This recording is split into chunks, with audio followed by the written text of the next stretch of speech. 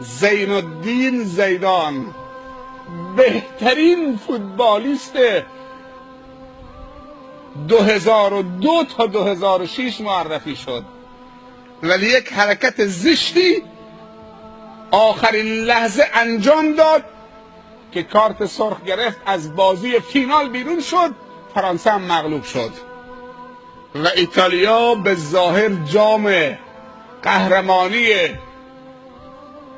جهان رو دست گرفت و بوسه میزدن و میپرستیدن و تو زمین شادمانی میکردن، شادی میکردن.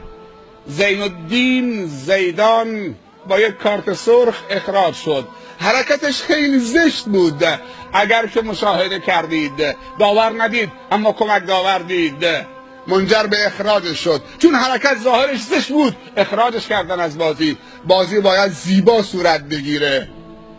اما در مصاحبه‌ای که با زین الدین زیدان کردن که چرا تو با سر، تو که خیلی با ادب بودی، تو که وقتی گل میزدی دستت به بالا بلند میکردی خدایا، تو که از پول فوتبالی که در می آوردی صرف فقرا میکردی، تو که سبب اسلام چند تا از بازیکنان فرانسه شدید، چطوری بی‌طاقتی کردید؟ با سر زد تو سینه اون بازیکن ایتالیایی. اما مصاحبه‌ای که باش کردن میدونی علتش چی بود؟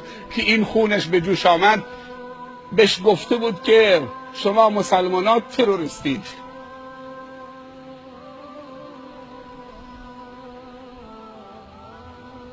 فوتبال رو فدا کرد، این کلمه غیرتش رو به جوش آورد.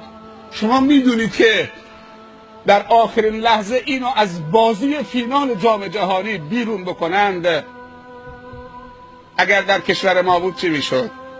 اگر در یک کشور اسلامی بود چه دادگاهی براش تشکیل میدادن؟ یک مملکتی رو چه به هم زده، آبروی یک مملکتی رو بازی کرده، هم قضاوت کرده، خیلی کار زشتی کرده. اما امروز زمزمش در دنیا پیچید که اینو به جان و دل خرید، گفته به من توهین کرد، به اسلام من و دین من توهین کرد، به آبروی کل مسلمانا.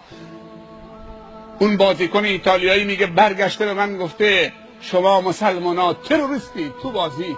من اول میخواستم ول کنم، اگر شخصی بود میزد لگد تو پام و منو به زمین میزد، مشکلی نبود. اهانت به دین من کرد. جوانای ما تو یک کشور اسلامی، اون تو قلب اروپا،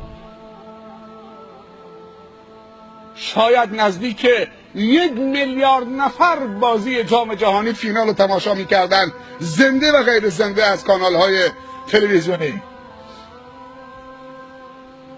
ولی برگشت سرش رو زد تو سینه‌اش، از زمین با افتخار آمد بیرون. بازم معرفیش کردن که این آقای گل و بهترین بازیکن دنیاست.